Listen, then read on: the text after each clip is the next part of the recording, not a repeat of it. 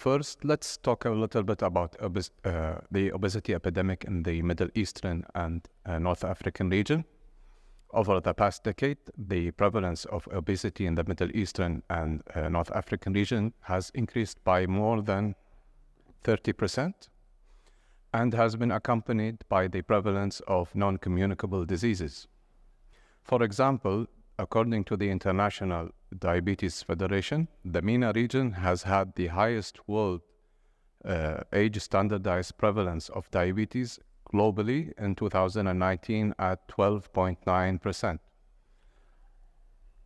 I don't know if the image is clear, but you can see here that I would like to point out that female obesity in this region is higher than male obesity. And here are numbers just to give an idea of how prevalent the obesity epidemic is in our region. Of course, Kuwait is number one at 38% obesity, according to the population percentage. Of course, the causes of obesity are multifactorial, but I would like to group them into three main causes.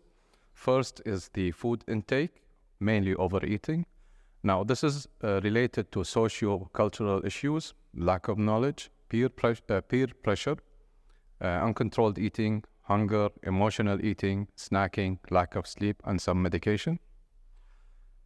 Next is low energy expenditure, which is related to aging, sex, genetics, and epigenetics, neuroendocrine factors, prandial thermogenesis, brown fat tissue, sarcopenia, microbiota, and also some medications. And the last main cause is physical inactivity. Now, this is also related to socio-cultural issues, physical challenges, chronic fatigue, muscle pain, joint pain, low fitness level, emotional barriers, workplace, and also some medications. Here, I would like to point out what governments can do to combat the prevalence of obesity. I'm going to give a few examples to what governments did in the past. In 2008, a law was introduced in Japan called the Metabo Law that aimed to combat obesity and metabolic syndrome. It required citizens aged 40 to 74 to submit a yearly waist circumference.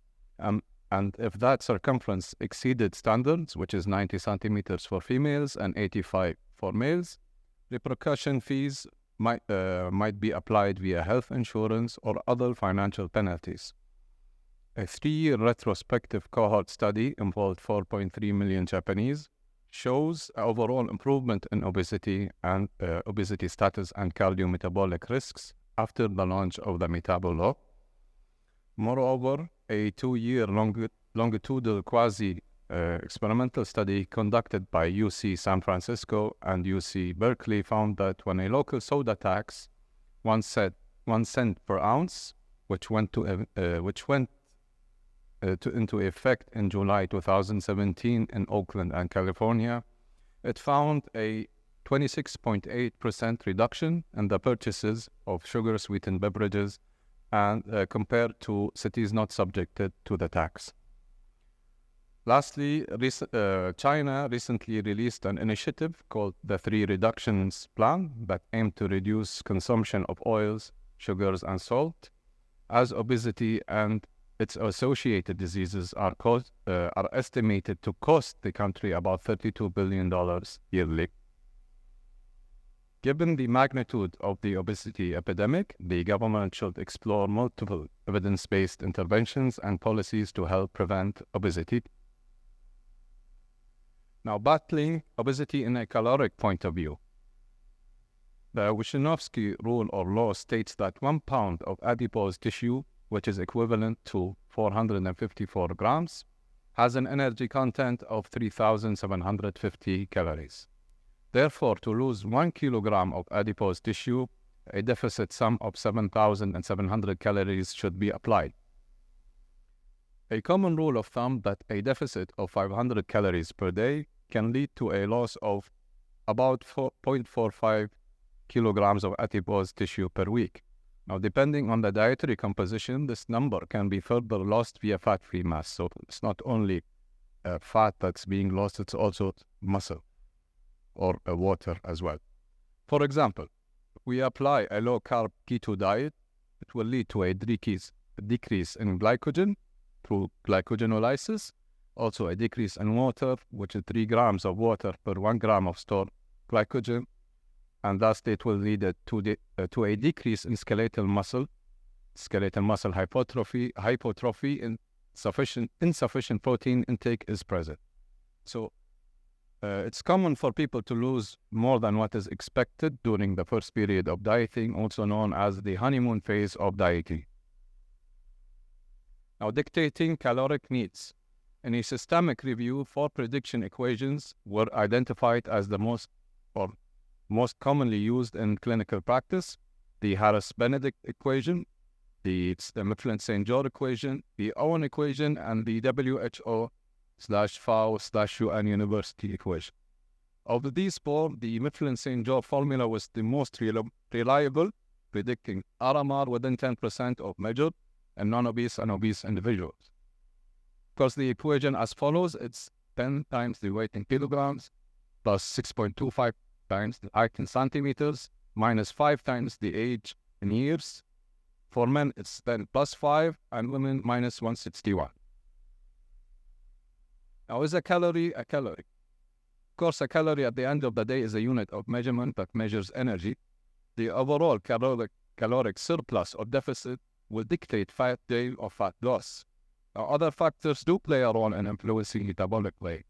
The first and foremost, the most important for us dietitians is the thermic effect of food, which is the energy input required by the body to digest and absorb different macronutrients. It is highest in protein, followed by fiber, then carbohydrates, and lowest in fat. Also, hormonal status such as testosterone levels and thyroid hormone levels do play a role in the energy expenditure rate, or RMR. Genetics also play a role, physical activity, injury status, and others. Now, battling obesity with the king of macronutrients. Fundamentally, protein is the most satiating macronutrient. In the gut, amino acids stimulate the release of several hormones that activate satiety centers in the brain, namely GIP and GLP-1. Secondly, through metabolism, converting alanine to glucose requires 6 molecules of ATP through gluconeogenesis. 6 ATP molecules are also required to convert pyruvate to glucose, and furthermore, 3 molecules of ATP are required to dispose of nitrogen as urea. This is just a fancy way of saying that turning protein into energy requires more energy input by the body. Also, maintaining protein turnover is very costly, as the thermic effect value of protein is from 20 to 30%. Now, the protein recommendations according to the RDA, it's 0.8 grams per kilogram for sedentary people. However, some studies suggest that doubling the amount of RDA to 1.2 to 1.8 grams per kilogram may decrease the risk of sarcopenia, osteoporosis, and other diseases. If anaerobic physical activity is involved, such as resistance training 3 to 5 times a week, protein recommendations are further increased to 1.6 to 2.2 grams per kilogram of body weight. Now, we can utilize the thermic effect of protein for weight loss. To put things into perspective, a single skinless chicken breast, let's say 100 grams, contains the following: 165 calories, 3.6 grams of fat, 1 gram of saturated fat. It contains no carbs, 31 grams of protein. Now, upon digestion, the caloric net is reduced to 116 to 132 calories.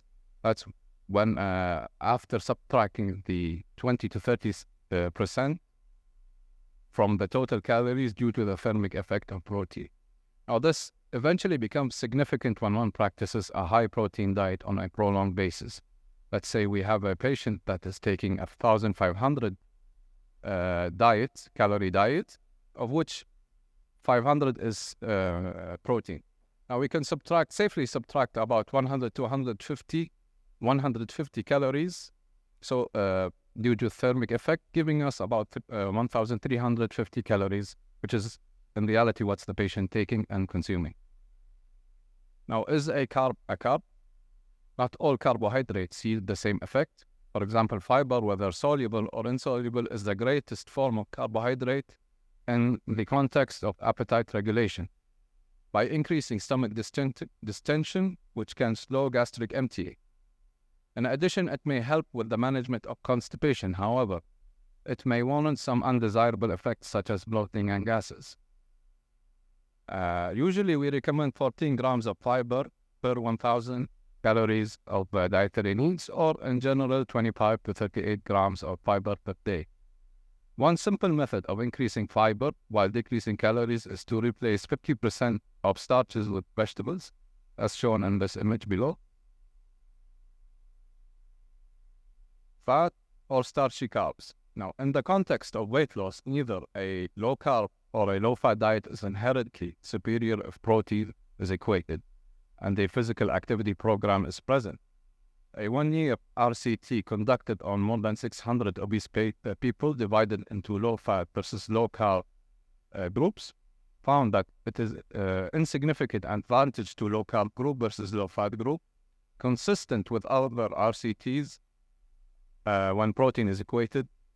Only when protein is not equated, the low-carb tends to be superior. So to promote long-term adherence after successfully managing to consume adequate amount of protein, we should allocate the remaining calories in proportions to the foods that fits the lifestyle of unhealthy patients. Of course, dietary counseling is recommended. That is to limit trans fat, added sugars, saturated fat, and other bad nutrients.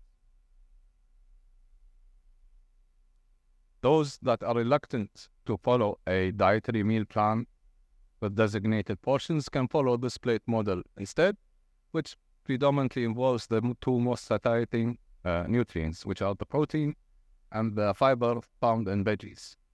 While not feeling entirely restricted, this model is most likely suited to the elderly or those with limited time to follow instructions in a meal plan. The downside of this model is we cannot predict the estimated loss due to the lack of awareness of proportions. We do not know how much each portion of macronutrient is, so we do not know exactly how much the patient will lose or the person will lose in terms of body weight. But I can't lose any weight. This is a phrase we hear in the OPD from patients a lot. There are common reasons for failure to lose weight, and the most reason we face is the assumption of healthy eating, such as, let's say, adding olive oil to your foods. Think of it this way. 2 tablespoons of olive oil has 260 calories. Multiply that by 3 meals, it's 780 calories alone from olive oil, not to mention the other meals, the other macronutrients available. The best way to deal with this is to replace olive oil with olive oil cooking spray. 1 second of spray will give us about 7 calories, which is even less than 1 gram of fat. The other problem is healthy snacks. Imagine a patient eating 1 large handful of nuts with 362 calories, plus 250 calories from a granola bar, plus half to one whole dark chocolate bar, which is about 312 to 624 calories, which will yield about 1,080 calories via snacks alone. So combining these two will get 1,900 calories just from snacks and olive oil. The other problem we face is the false nutrition fact claims. Now, recently, a blogger revealed lab results of a local diet restaurant that advertises the following.